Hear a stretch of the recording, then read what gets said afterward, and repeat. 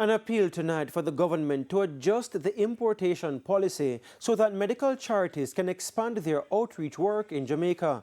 The call comes from the JAHJAH Foundation, which says some of the work it has planned can help the country with the health issues highlighted by the U.S. State Department in a recent travel advisory. Dwayne Anderson reports. This video shows Jamaican-born US-based medical doctor Trevor Dixon and members of his team helping crash victims on a recent visit to Jamaica. But that sort of medical assistance is not their most notable locally.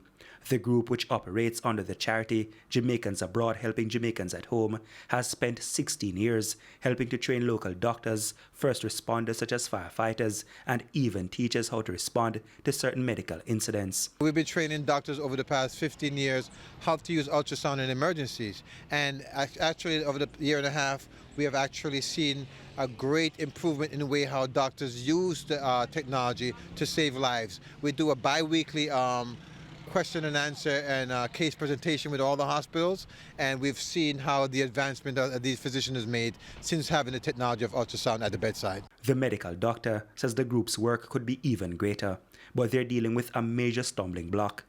This ambulance the group brought into the island has not been released to them, despite receiving a verbal guarantee they would get a one-time waiver.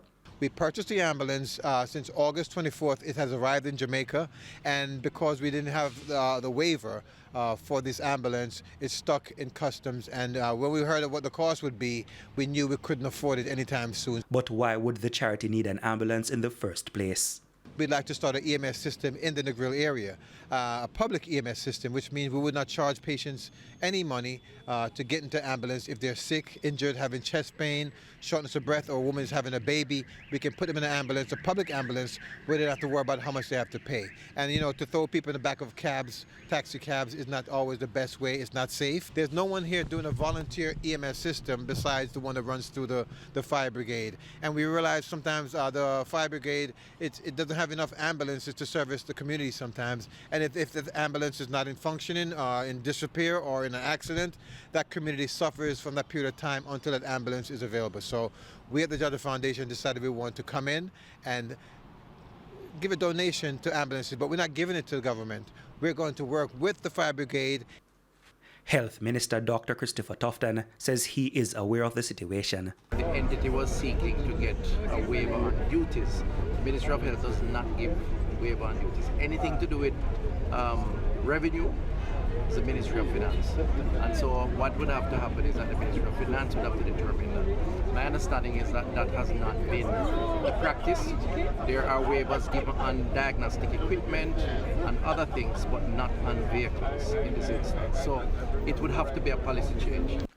But following the recent travel advisory from the USA, pointing out weaknesses in the local health system, the doctor says the state should consider giving groups like his more leeway, which could help the struggling sector. This is absolutely an opportunity for our President administration to say, let's work with the diaspora. This administration have always spoke about public-private partnership, and I think it's going to not just take Jamaicans, but friends of Jamaica and also Jamaicans who live abroad in diaspora to make a change. Dwayne Anderson, TVJ News. So this is Randolph EMS system? Yeah. This is a volunteer EMS system? Yep, all volunteer. Marco, I work the exact same shift as Chris, 7 p.m. to 6 a.m. every Tuesday night. What shift do you typically work? Oh.